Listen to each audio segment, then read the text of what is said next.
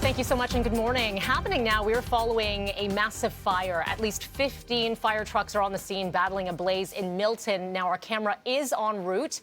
Details right now are limited. What we know, this fire is in a large greenhouse-type structure at a cannabis processing facility. This is on 5th Line, just north of Lower Baseline. Emergency crews calling this one significant. There are teams from Oakville, Burlington, and Halton all assisting. Please do stay with us throughout the morning, and as soon as our camera lands at the scene, we're going to bring you those pictures, so stay tuned for that. Let's get to now. Let's get to COVID-19, and we're talking about the fourth wave. And even as Ontario and a lot of Canada here loosening up some restrictions, experts are warning here that a fourth wave is inevitable. But there is some good news here. Infectious disease expert Dr. Isaac Bogosh says it is still unclear how small or large this wave will be. It all depends on vaccination rates. And even if Canada reaches 80 to 85% of the population fully vaccinated, millions of others that are unvaccinated are at risk. He hopes the prospect of traveling again helps others to roll up their sleeves. As of Monday, more than half of eligible Canadians had been fully vaccinated. About 80% had at least one dose. All right, let's break down those vaccination rates further. A lot of kids, of course, preparing to go back to the classroom come September, and experts say it's important that teachers and teens roll up their sleeves. Here's City News reporter Shauna Hunt.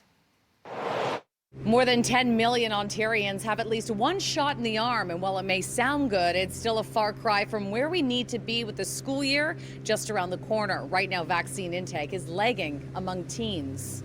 There's no doubt that COVID cases will rise when kids are back in class, and we're all spending more time inside. And there seems to be a lag in a critical age group with less than 30% of 12 to 17-year-olds fully vaccinated. Dr. Omar Khan tells me controlling transmission within schools is imperative. All these things then help the under 12-year-olds the most because they are not vaccinated. And we have to be very realistic. They will likely get infected. Hopefully things will continue the same where they don't get as sick, but they can still transmit. If you look at the timing, if you get immunized now, starting, you'll be protected for when we anticipate a rise in cases in September. Right now, only Pfizer is approved for children between the ages of 12 and 17, but that could soon change. The Moderna vaccine is now being reviewed by Health Canada for that particular age group. All right, and that is Shauna Hunt reporting from City News.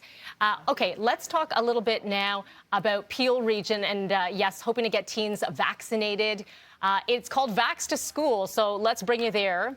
And this is a live look at Paramount Fine Food Centre in Mississauga. So happening today and tomorrow, teens 12 to 17 can skip the line at any Peel Public Health clinic in order to get their vaccine. Parents can also get vaccinated at the same time with no appointment necessary. Teens here will need to present proof of age, and you can also book an appointment another day through the Peel Region's website. A number of clinics offering a youth-focused approach here. Now, there's a lot of information that we're going to be looking at, and joining us just after 8 o'clock, we've got Ontario's top doctor, Dr. Kieran Moore, will be joining us live. We're going to talk about vaccination rates opening up even further in the province. There are a lot of questions. He is joining us for the first time here on Breakfast Television since assuming this position, so we will talk to him again in 2 hours' time.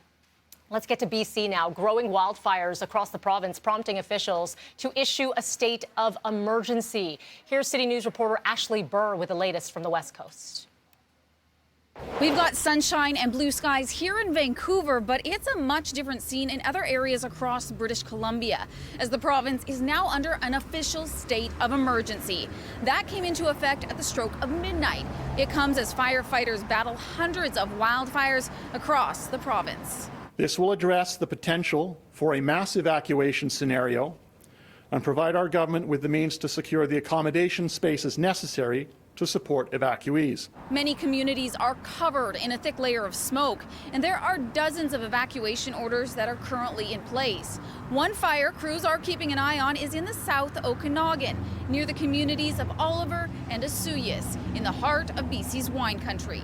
The blaze broke out Monday afternoon and charred several square kilometers of land within just a couple of hours. Strong winds and drought-like conditions have helped fuel this fire, and the forecast for much of the province calls for sunshine and warm temperatures.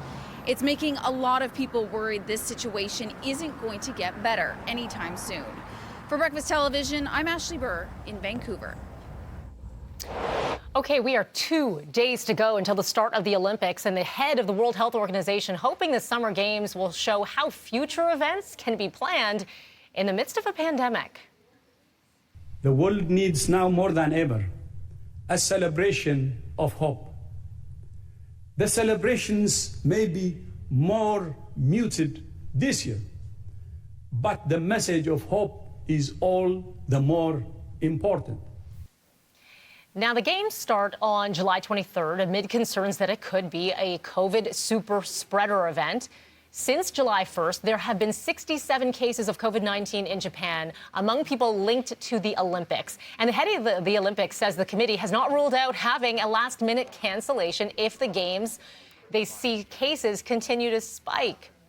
We're going to dive a little bit deeper into the story in just a bit. Meantime, the first sports event for the Olympics happening behind closed doors today. Japan's softball team, a dominating 8-1 win over Australia. And speaking of Australia, the country has been officially chosen to host the 2032 Summer Games, the games happening in Brisbane.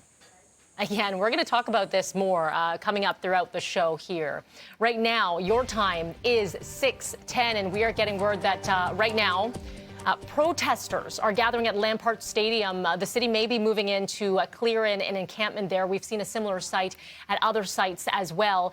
This would be the second incident we've seen in 2 days. Yesterday, we brought you those live pictures out of an encampment at Alexandra Park.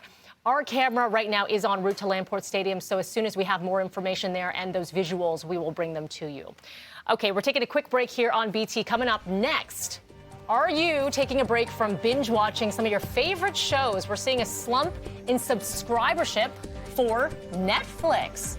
Chris McCusker, we're going to talk to her and see what she's watching up next.